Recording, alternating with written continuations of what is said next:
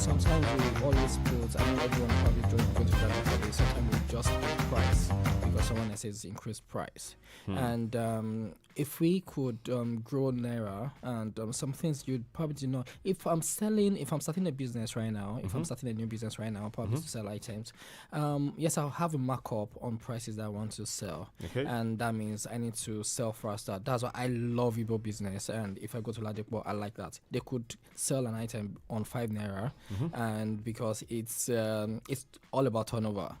If I sell with 5 Naira, that means I could sell multiple times. If I can sell like 100 pieces of an item with 5 Naira, that's about 500 Naira. That me waiting for like 2 days or 10 days to sell just one item because I want to get 500 Naira. And for starting as a business, as an entrepreneur, as a parallel entrepreneur, that means you're working full time. That means you do not have luxury of all time to wait. So that means if you're saving 50,000 a monthly and you want to turn over the 50,000, you would like to turn over the 50,000 Naira like probably 10 times in a month. And I have friends that I see them start a bakery business, and they bake banana bread, cakes, and she does it at night. I sometimes ask her, how do you sleep? But she said she sleeps well. Because when you come home, she gets to sleep because she's stressed herself, so she gets to sleep. When she come home, she take all the order and make everything done before morning, and she goes to work by 9 o'clock already.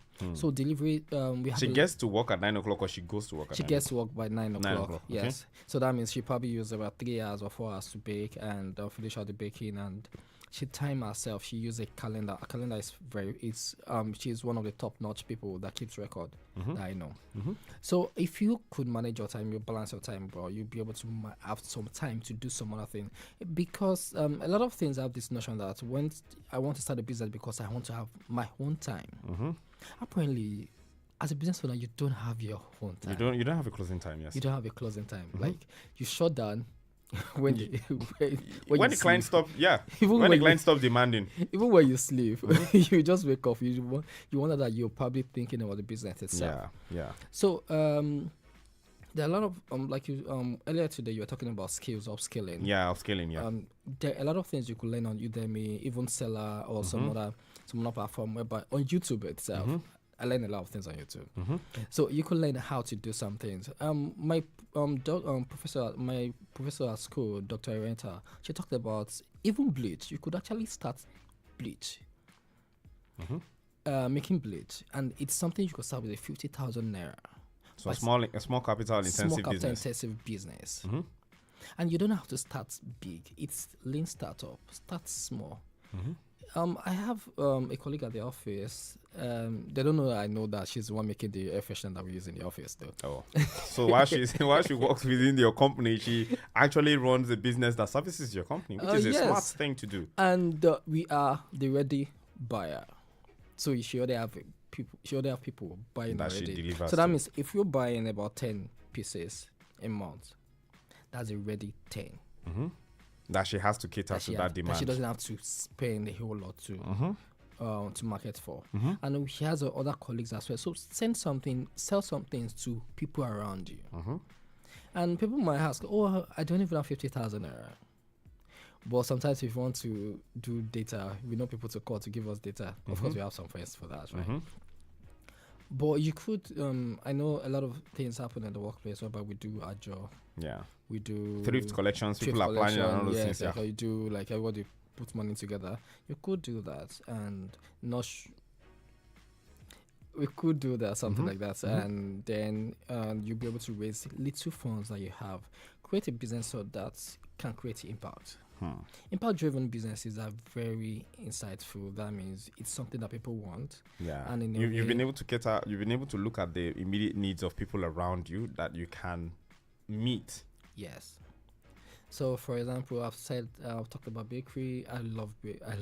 You know, you and I talked at some point about your love for food businesses, because people always make demand for food, and if you do good quality, you will sell.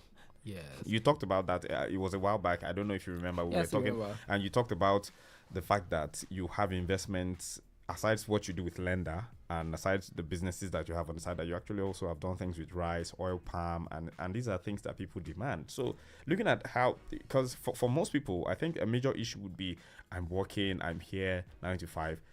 How do I put those things in place to see to it that those processes do not fail? I think the major issue is with processes for most human beings. Yes, processing is very important right now because we have about 70% of the food we produce goes to waste. And it's very important for us to move things from where we are right now. There are a lot of things we could do when it comes to food agri-processing. If I'm not doing that today, I'll probably not even I'll You'll probably be a be farmer. full-time in agri-processing. I love agriculture. I love something that has to do with food. I'm a son of a caterer. And even while working at Lendha too, I still do a bit of things. Like I've done rice, and I love non-perishable goods. So I could because it's easier to store and yes, I could transport. store and transport them. And when it comes to, I think the government was working on something last year whereby you could farm a bit in your backyard. Yeah. And I saw on X where some people are actually doing soilless farming Okay. at the backyard. And Soilless farming. Yeah. and it's it's something very interesting. Is it capital intensive? No, it's not. It's actually not. So these are opportunities that people can actually leverage based on information. But then how much information do people have? 'Cause for instance, we're talking about this entrepreneurship, parallel entrepreneurship. You're working, you're doing this. How much information do people have, and how accessible is it for you to do that while you're still within the workforce, knowing that you have targets and deadlines? And for instance, you know that your staff has a business that she runs within your business that you patronize, but maybe because she hasn't fallen short, she hasn't dropped the ball, you've not had the reasons to sanction her for doing that. But then how acceptable is that within the corporate force that you know that your staff does something in form of a business? One, there's no conflict of Interest, and she's not lagging behind on her work. my demands. Okay. So it's 9 to 5. I don't see her mixing chemicals in the office. Okay. So she just supplies. She just supplies. And sometimes I see her go out probably to go and do delivery, and it doesn't affect her job.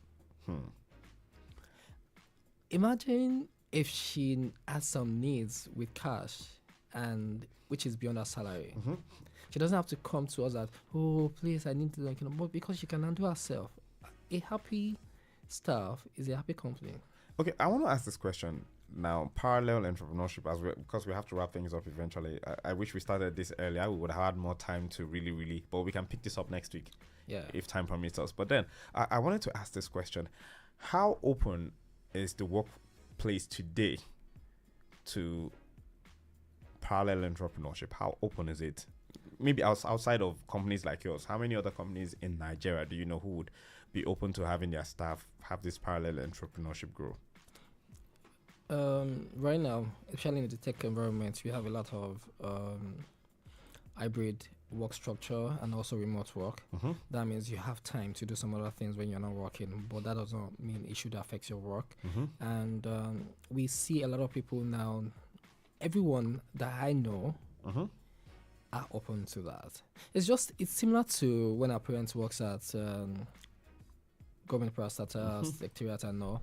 They have some other businesses that they do as well, because they go to work and they come back to their house.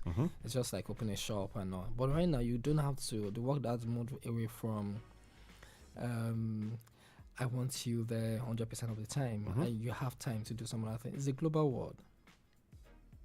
If you want to learn some things, you learn as well on the job, and you could learn outside. I know a lot of organizations as well that are creating a growth voucher whereby they want everyone to learn something every year. Wow. And that's a beautiful thing to see. It's a very, very beautiful thing. So thank you so much for making out time to be here. Of course, we understood that the traffic took a lot of your time and you couldn't get here as early as you wanted, but then eventually you were here, and we appreciate you for your time. But then there's a young person listening right now who probably is in the world of work, isn't quite making enough money and still wants to be bankable. What would you advise? I